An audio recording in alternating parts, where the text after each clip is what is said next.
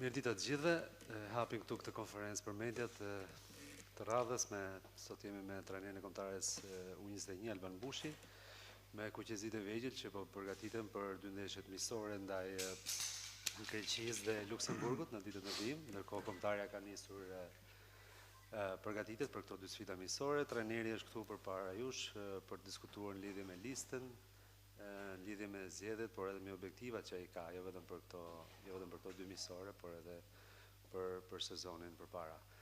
Atëherë nisim pyetjen e parë, Sabina lutem. Përshëndetje, Sabina Metere të Sports. Së pari suksese në prag të dy sfidave miqësore. Alban, çfarë prisni nga këto miqësore? Sa e vështirë është në fakt të motivosh edhe ekipin në këto miqësore kur e dini që kualifikimin e keni të garantuar, por gjithashtu pam edhe emra të rinj në listë. Çfarë prisni si fillim nga këto dy sfida? Është shumë e rëndësishme kjo që thatë ju.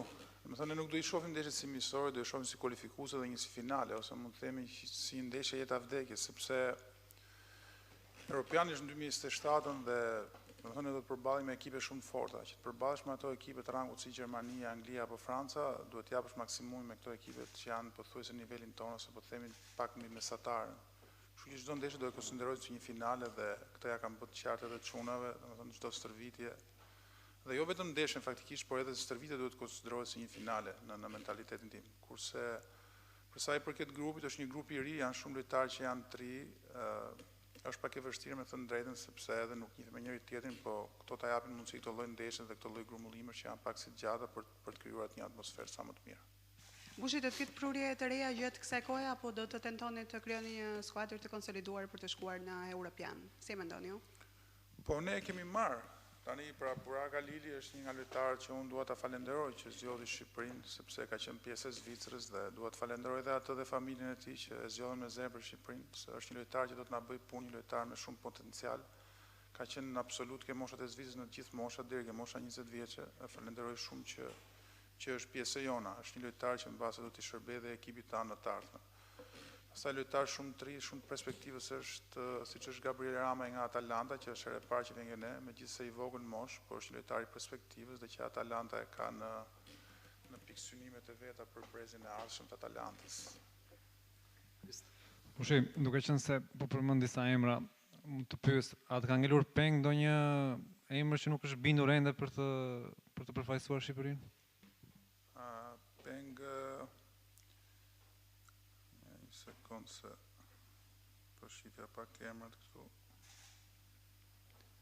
Do të thoja, kemi pas dy lojtarë që, me thënë drejtën, nuk mund t'i them që janë tradhtar, por absolutisht jo.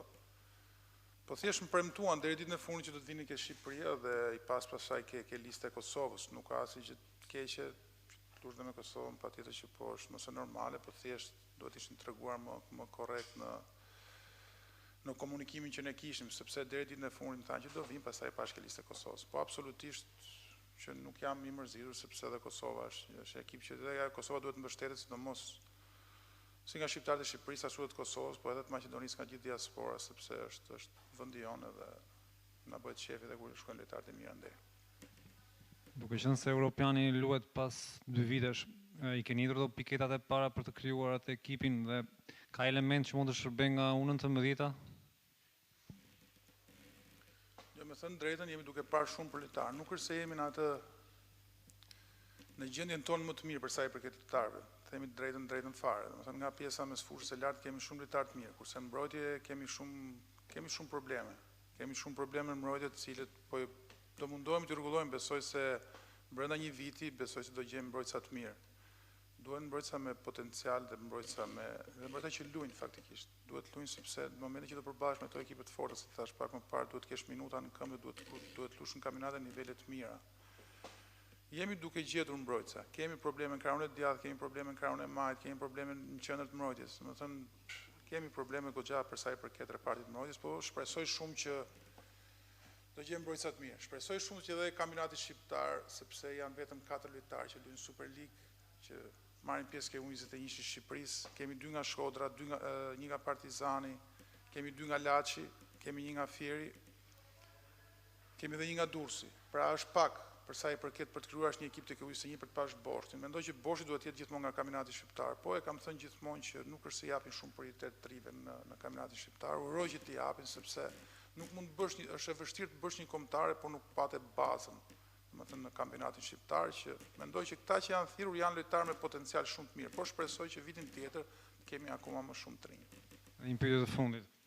Grumbullimin e mëparshëm me shumë bujë ka ardhur një lojtar si Maldin Kaçuri, ndërkohë këtë herë nuk është në listë. Ka ndodhur diçka apo thjesht zgjidhje teknike? Maldinin i bën ftesë fatikisht, do vinte, por 2 ditë përpara na lajmëroi që u ndjente më mirë të ishte pranë klubit sepse ishte duke kapur formacionin, nuk ishte akoma në formacion. Mendu me stafin që ta linim aty që të dheke klubit sigurohet që të luajë kapi ekipet në formacionin sepse na shërben dhe ne që ai të ketë minuta. Edhe mendoj që dhe besoj që do të jetë pjesë e jona në të ardhmen. Ishte pyetja e fundit, ju falenderoj shumë për pranimin dhe ju urojmë suksese. Kombëtarës KUIS1, ndërkohë takimi i radhës do të jetë nesër me konferencën e kombëtares A me 2 lojtarë që do jenë përpara mediave. Ju falenderoj dhe punë mbarë.